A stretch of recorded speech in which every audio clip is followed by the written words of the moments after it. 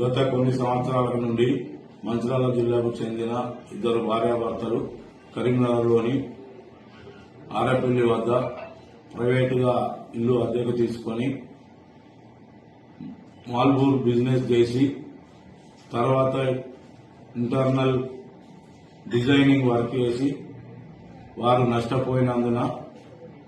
వారు సులభంగా డబ్బులు సంపాదించాలనే ఉద్దేశంతో వారి వద్ద ఉన్న ఫోన్లలో ఇన్స్టాగ్రామ్లు చూసి అట్టి ఇన్స్టాగ్రామ్లలో భార్యాభర్తలు కలిసి నగ్నంగా ఉన్న ఫోటోలను మరియు ఆమె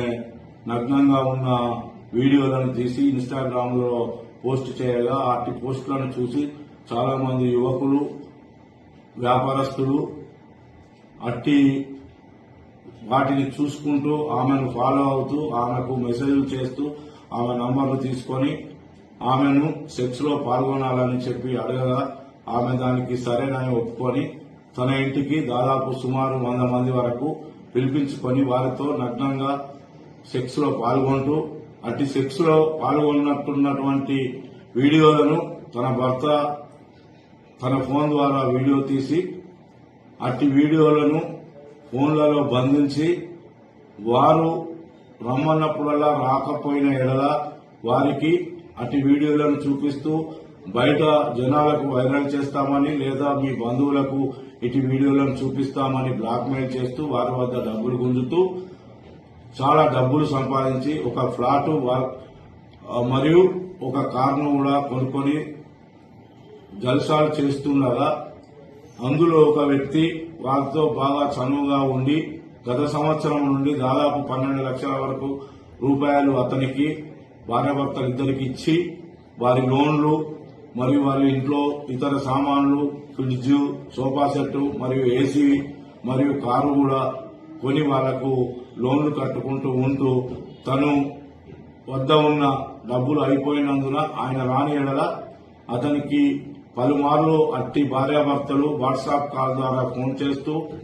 తను నగ్నంగా ఉన్న ఫోటోలను వీడియోలను చూపిస్తూ బ్లాక్మెయిల్ చేస్తూ 5 లక్షల రూపాయల డబ్బులు కావాలని అతనిపై ఒత్తిడి చేసి నువ్వు ఇవ్వని ఎడల నీ వీడియోలను మీ తల్లిదండ్రులకు మరియు బయట వైరల్ చేస్తామని చెప్పి అలాగే ఇవ్వకపోతే కూడా నిన్ను ఎలాగైనా ఏదో విధంగా చంపుతామని చెప్పి అతన్ని బెదిరించగా అతడు తేదీ 11/1/26 రోజున సాయంత్రం సమయంలో 1 లక్ష రూపాయల వరకు జమ చేసుకుని వారు ఎలాగైనా చంపుతారనే భయంతో సిరిపురం కాలనీ వద్ద నిలబడి ఉండగా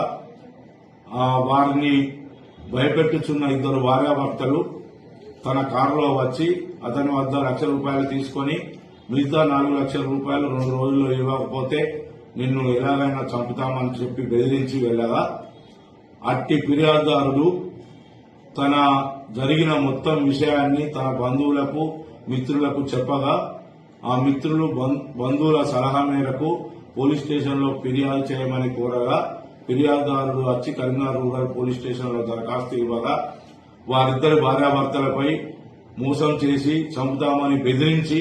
డబ్బులు వసూలు చేస్తున్నందున అట్టి సెక్షన్లు నమోదు చేసి ఎఫ్ఐఆర్ చేసి వారి గురించి వెతుకుతుండగా ఏసీపీ విజయ్ కుమార్ సార్ గారి ఆదేశానుసారము ఈరోజు ఉదయం మాకు వచ్చిన సమాచారంతో నా తోటి ఎస్ఐలు మరియు పోలీస్ స్టేషన్ యొక్క సిబ్బందిని కలిసి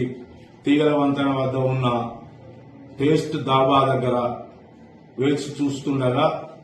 ఒక ఆడ వ్యక్తి ఒక మగ వ్యక్తి ఒక ఎర్రని టాటా కారులో దిగి